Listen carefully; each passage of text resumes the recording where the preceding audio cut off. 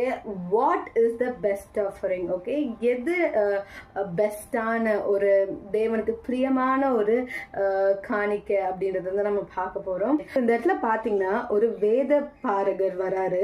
அவர் என்ன பண்றாருன்னா ஏசப்பா கிட்ட எது வந்து முதலாம் கட்டளைன்னு கேட்கும்போது அந்த இடத்துல ஏசப்பா இங்கதான் இந்த 2 கட்டளை கொடுக்குறாரு. ஃபர்ஸ்ட் என்னது, தேவனை நேசிக்கணும், இன்னொன்னு பிறரை நேசிக்கணும்ன்றது அவர் வந்து அந்த இடத்துல சொல்றாரு.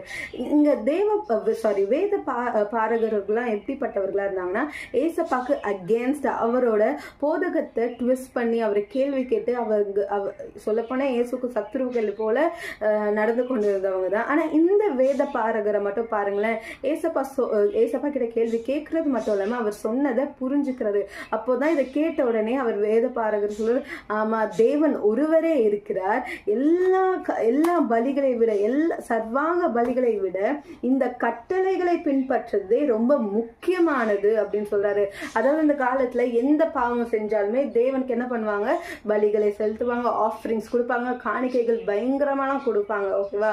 ஸோ பட் அவர் இந்த இடத்துல என்ன உணர்றாரு அப்படின்னா அது எல்லாத்த பார்க்கலும் இந்த 2 கட்டளைய இந்த ஃபாலோ பண்றது தான், இந்த 2 கட்டளைக்கு கீழ்படுகிறது தான் எல்லா பலிகளை பார்க்கலும் முக்கியமா இருக்கிறது அப்படின்னு சொல்றாரு. அப்படி சொல்லும் போது ஏசப்பா அவரோட விவேகத்தை கண்டு நீ கர்த்தருடைய ராஜ்யத்திற்கு தூரமானவன் இல்லை அப்படின்ற ஒரு சர்டிபிகேட்டை கொடுக்கிறாரு. அங்க யோசிச்சு பாருங்களேன், அநேகர் தேவனை இயேசுவா அந்த இடத்துல புரிந்து கொள்ளாம இருக்கிற இடத்துல இந்த வேத பாரகருக்கு புரியுது.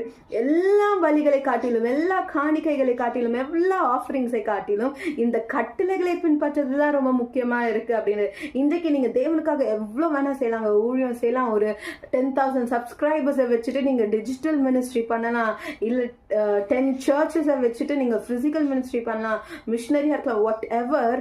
ஆனா இந்த 2 கட்டளையை நம்ம கீழ்ப்படியாம இருந்தோம், அன்பு நமக்குள்ள இல்லை அப்படின்னா அது எல்லாமே வீணாங்க. ஸோ இன்றைக்கு நீங்களும் சரி நானும் சரி தேவனிடத்துல ஏசப்பா எனக்கு இந்த 2 கட்டளையை கீழ்ப்படி எனக்கு கிருபை தாங்க, இதுதான் எல்லாத்தை விட முக்கியமா இருக்குல்ல, முதலாவது நான் அவங்களை நேசிக்கவும் பிறரை நேசிக்கவும் எனக்கு கிருபை தாங்கன்னு கேட்போம். அதன்படி நம்ம வாழ்வோம். வெறும் ஜெபத்தை செய்துட்டு போகாம அதன்படி நம்ம வாழ தேவனிடத்துல நம்ம உதவி கேட்போம். ஆமென்.